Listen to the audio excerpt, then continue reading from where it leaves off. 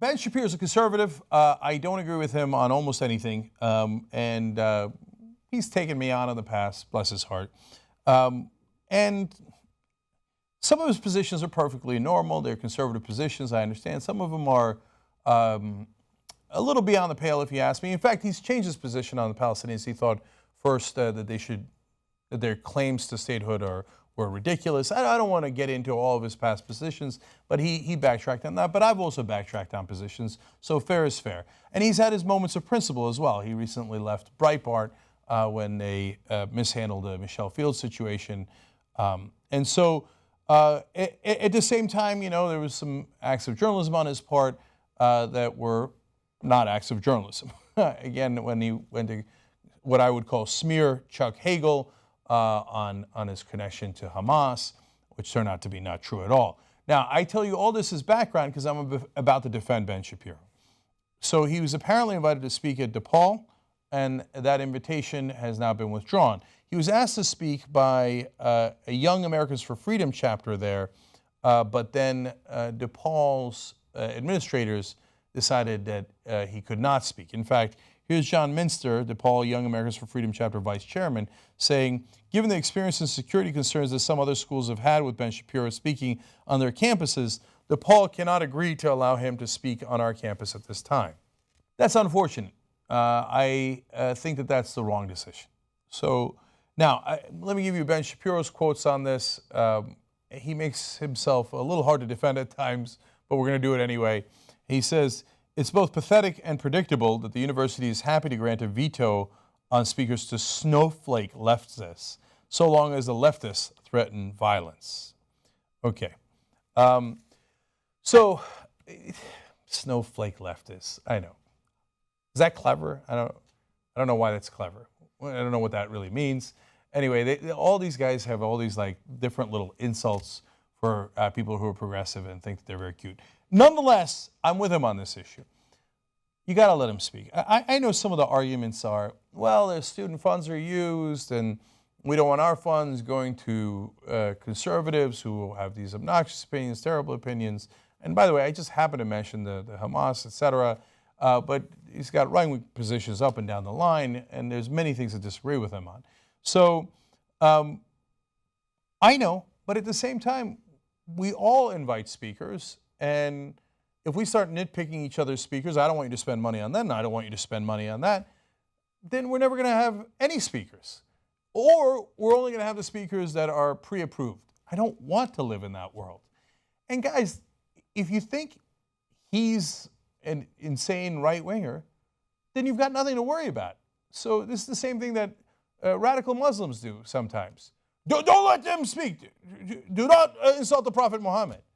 Well, if you're so sure the Prophet Muhammad is right, why don't you let them speak? What difference does it make? So, you know, I'll give you one more quote from Shapiro. He said, this is how free speech dies, when people in power cave to the bullies rather than standing up for basic rights. There's an element of truth to that. That's why I'm defending him here and disagreeing with DePaul. Look, don't get me wrong. I know that there are trolls in the world. I actually don't think Shapiro is one of them. I think that he's earnestly trying to present his conservative position. He sometimes does it in an obnoxious way. To be fair, I sometimes present the progressive position in an obnoxious way. But he's in a different category than the trolls. And you know who those guys are. And those trolls are just looking for attention. And they don't really mean it. I think Ben Shapiro is an actual conservative. Some of those other flamboyant actors on the conservative side, and I literally mean actors, are doing it just for the spotlight. They don't actually have any of those positions. They're not actually conservative. They don't care about politics at all. Now, even those guys, though, I would allow them to speak. Because one of those trolls was also blocked from speaking at DePaul because there was significant protest last time he spoke. But you got to understand something. If you block the Shapiros of the world, they get legitimately upset because they wanted to share their opinions. If you block the trolls of the world, they're excited. They're nearly ecstatic. They're like, oh, more attention, and I get to play the victim. There's nothing a troll likes better than playing the victim. And don't even go to protest them. If you disagree with them and you roughly know what their position is, or you know that they're actors and don't actually have a position, and I really feel really, really sad for the fans of the trolls, because those trolls are like WWE characters, and you guys don't even know them. You think it's real. You're like, oh my God, he hit him with a chair. Oh, is he hurt? Is he going to be okay? Super sad. But for the people protesting them, also realize they're actors and don't give them that kind of spotlight that they're craving. Don't go to bother protesting those guys. So if one of these troll right-wingers goes to speak at your campus, don't do anything. Let them speak. About 12 dorks will show up, and then that's actually what will make them really upset. They'll go home crying, oh, only 12 dorks in bow ties showed up. I didn't get any of the spotlight. So, okay, again, now back to Shapiro. But I'm telling you, I would even let the trolls speak because I don't want to nitpick what other groups are allowed to bring on as speakers, who they're allowed to bring on, who they're not allowed to. If it's a legitimate group and they've invited somebody, let them speak. There's no harm in it. And for Shapiro, great, share your conservative opinions that are totally wrong, that are really easy to defeat. There's no harm in that at all. Just let them go, let them go. And college, especially college, is a place where we're supposed to exchange ideas. There's nothing to worry about in that case. There's nothing to fear.